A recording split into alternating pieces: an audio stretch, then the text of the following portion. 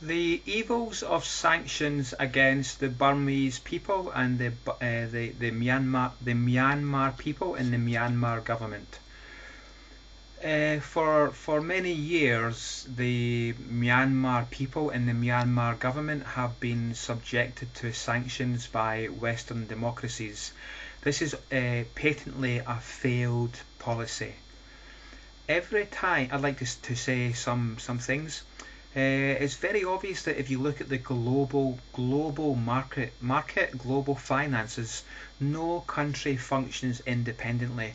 So if we look at finances, sanctions in this light, it's very obvious that when the Western world imposes sanctions on Myanmar, other countries view this as a gift. So Singapore, China, Thailand, Russia, when the West, uh, when Western companies pull out of Myanmar, then other countries view it as a gift. So it's an extremely ineffective campaign.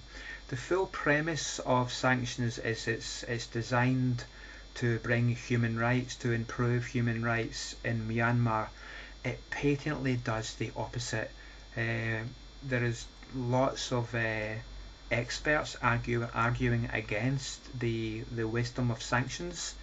Those who argue in favour of sanctions, there are numerous campaign groups, and if you look at the central arguments, they obviously don't hold water.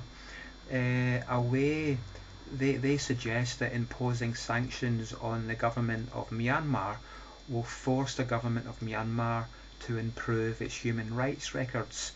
There is no government in the history of the world that by attempting to attack it or attempting to weaken it, that the government has promoted human rights within its country as a result of being attacked.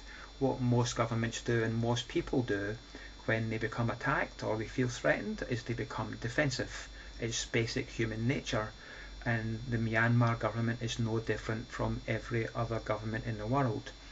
So this video, I just want to put the point of view that sanctions are evil, and that those people who promote sanctions, they will quite quickly tell you that they feel it's justified to hurt the people of Burma by weakening the economy of Burma to get Western countries to withdraw trade.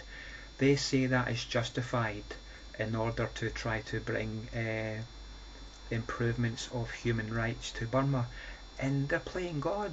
I mean, recently the last one I know, Western company, Cotton Traders, which is an international company, they withdrew their trade from Burma after receiving pressure from a campaign group called the Burma Campaign UK.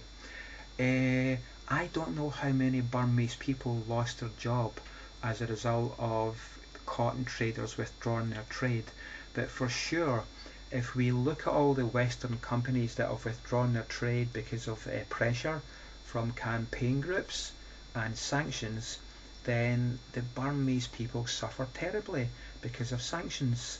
And I just want to put the view out that sanctions are evil, that harming Burmese people, making Burmese people live in poverty when it's a mistaken attempt to force the Myanmar government to change its policy. It's just a big mistake.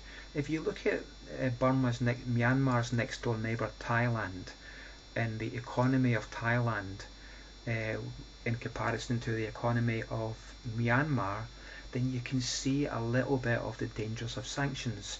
It wasn't so long ago that Burma and Thailand had similar financial wealth, but now the two countries they look like centuries apart. Those who promote sanctions will say, oh yeah, that's because of the evils of the Myanmar government, but that's a simplistic argument. The Burmese economy has been severely weakened by sanctions, and that has got knock-on effects. So I'm making this video to put out the point of view that sanctions are evil, they harm the people of Burma, they restrict the development of the Burmese economy, and those who promote sanctions are promoting harm against the people of Myanmar. Okay, thank you, bye.